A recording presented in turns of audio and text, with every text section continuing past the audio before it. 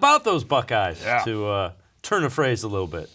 Yeah, number one in the college football playoff initial ranking. Yep. So congrats to the Buckeyes. We know Ryan Day and the crew would say we haven't won anything, but it's good to see. I mean, you'd rather be first in that ranking than fourth.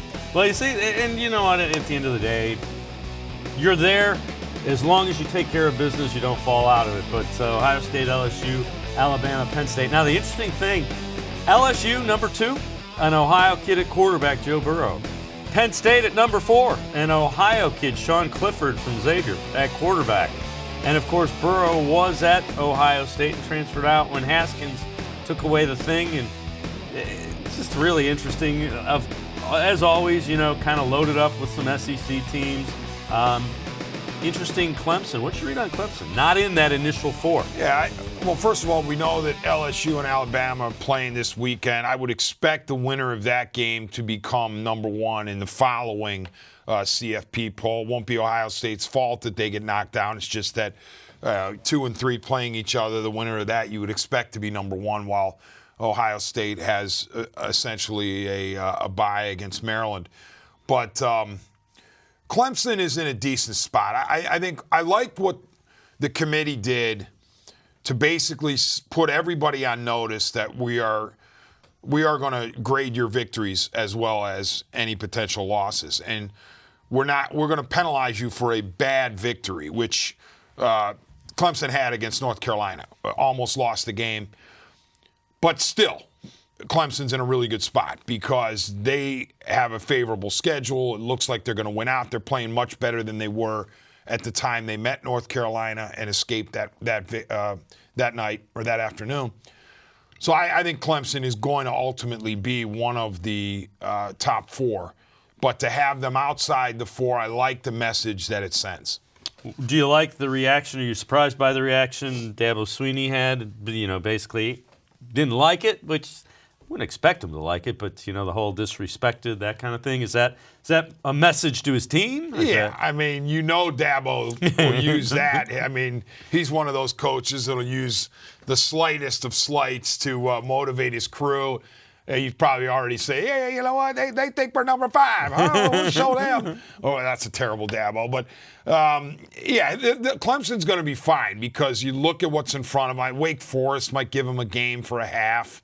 But as I said, they're playing much. I think I know it's trite to say, the wake-up call. I think it was a wake-up call, the Carolina game, and Clemson has looked much more like the defending national champs are supposed to look in the past few weeks. So I think Clemson ultimately is one of the final 4. Are you surprised at all that Penn State is as high as they are at number 4? I was, or I am, and, you know, but that can be taken care of soon enough when Ohio State plays Penn State, and it's in Columbus this time, and I expect Ohio State to win the game, and if that's the case, then Penn State is obviously going to fall out of it. But I guess you credit James Franklin and whatnot. I mean, it was a year that I don't know how many people expected him to be a national contender.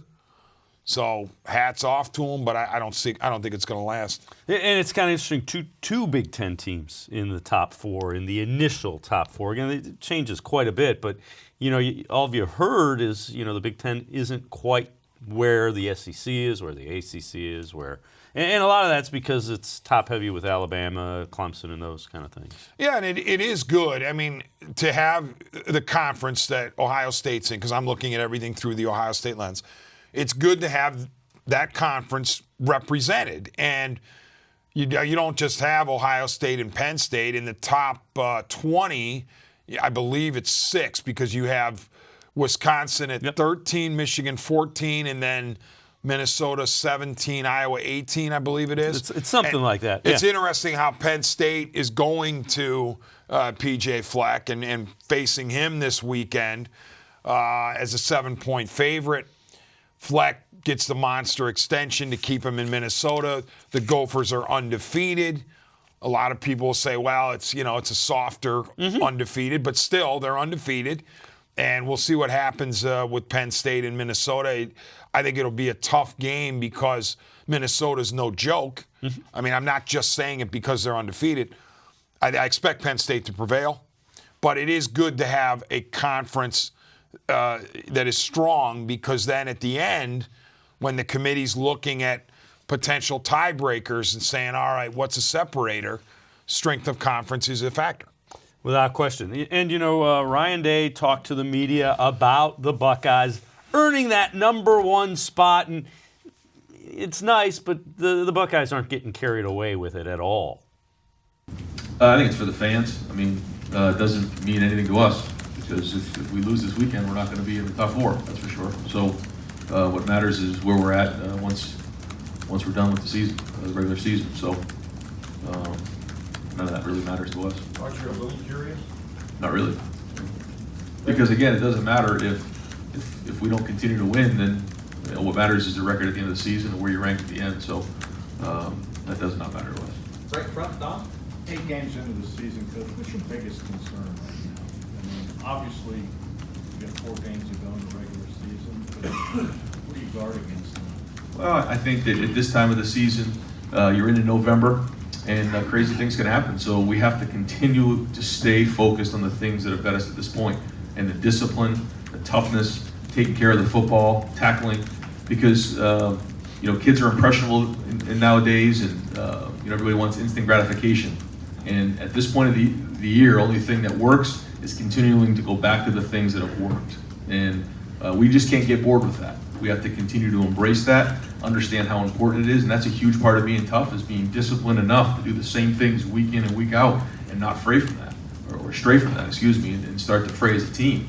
So that's the focus, and that's the coaches and the leaders and everybody involved in the program to make sure we stay locked in on that. I was taking notes. Discipline, toughness, taking care of the football, and focus. Those are some things we need here with our NFL team. With the other Browns? professional football team in Northeast Ohio, because we've adopted Ohio State as our 4th professional franchise.